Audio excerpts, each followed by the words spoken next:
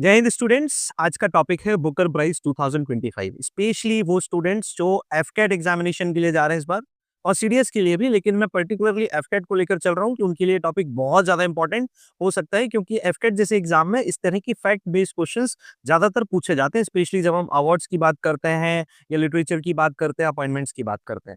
चलिए आज के टॉपिक की बात करते हैं। यह है बुकर प्राइज 2025, जो कि हालिया तौर पर इंग्लैंड के कैपिटल लंदन में दिया गया है और इस बार 2025 में ये प्राइज दिया गया है डेविड सेजले को, जो उनके लिखे गए एक नोवेल यानी उपन्यास फ्लैश के लिए दिया गया है। बेहतरीन और आउटस्टैंडिंग नोवेल है जो उन्होंने लिखा है, जिसमें मैस्कुलिनिटी, मॉडर्न माइग्रेशन और क्लासेस के जैसे सब्जेक्ट्स को एलैबोरेट किया गया है। ये जो अवार्ड बुकर प्राइज है, अगर हम इसके बारे में बात करते हैं तो 1969 में इस अवार्ड को शुरू किया गया था। हालांकि 1969 से 2002 तक इस अवार्ड को बुकर प्राइज फॉर फिक्शन के नाम से जाना जाता था और 2002 से 2019 तक इस अवार्ड का नाम रहा मैन बुकर प्राइज। 2019 से अभी तक इस प्राइज को बुकर प्राइज के नाम से जाना जाता है। तो ये बहुत कंफ्यूजन होता है बहुत सारे स्टूडेंट्स में कि सर ये मैन बुकर प्राइज अलग अलग है क्या, क्योंकि हम कभी पुराने उसमें पढ़ते हैं तो हमें मैन बुकर प्राइज लिखा मिलता है। तो इस चीज को आप जरूर ध्यान रखिएगा। अच्छा, दूसरी चीज इसमें जो इंपॉर्टेंट है वो ये है कि ये जो बुकर प्राइज है वो सिर्फ उन्हीं लिटरेचर्स को दिया जाता है जो कि सिर्फ इंग्लैंड या कि फिर आयरलैंड में पब्लिश हुई हो।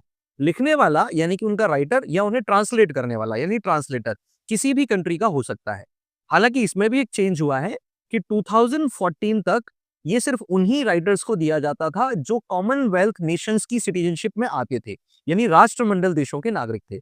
लेकिन 2014 के बाद इसे सभी देशों के सिटीजन्स के लिए ओपन किया गया। तो अब किसी भी देश का नागरिक बुकर प्राइज को जीत सकता है, बस उसे दो शर्तों का पालन करना है। पहला, उसका लिखा हुआ जो लिटरेचर है या नोवेल है वो इंग्लिश में लिखा होना चाहिए। दूसरा, कि वो जो नोवेल है वो या तो इंग्लैंड में या आयरलैंड में पब्लिश होना चाहिए।